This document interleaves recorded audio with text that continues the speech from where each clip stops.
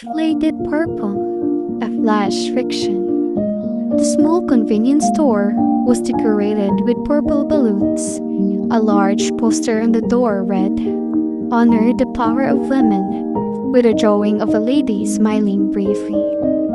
Maya adjusted the strap of her bag and stood in line to pay for her drink. It was March, and she felt a small sense of pride seeing the decorations.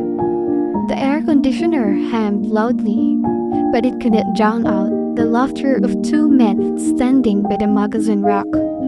They were wearing uniforms from the nearby office, men who looked like they should be professional and kind. Maya tried to ignore them, focusing on the coin in her hand. Did you see the post about that famous actress? The taller man whispered, though his voice was loud enough for Maya to hear. He chuckled, showing a video on his phone to his friend. Yeah, The other replied, grinning. she's asking for respect. But look at what she's wearing.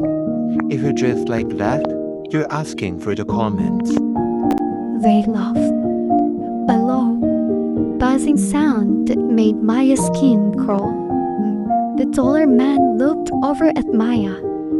His eyes traveled from her shoes to her face. A slow, heavy look that felt like sticky mud. He nudged his friend and winked. Maya felt a heat rising on her chest. The Strength of Women poster was right behind them.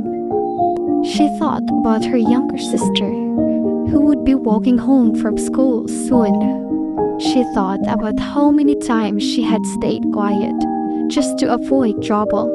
The cashier, a young girl with a purple ribbon pinned to her shirt, kept her head down. She was scanning items fast, her hands shaking slightly. She had heard them too. Maya reached the counter. The men were now right behind her, standing too close. She could smell their expensive cologne and the sour scent of their jokes. That will be 20 pesos, ma'am. The cashier said softly.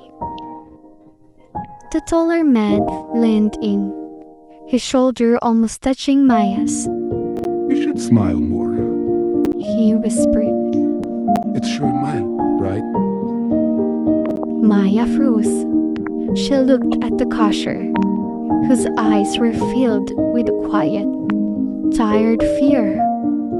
Maya realized then that the purple balloons and the posters were just paper.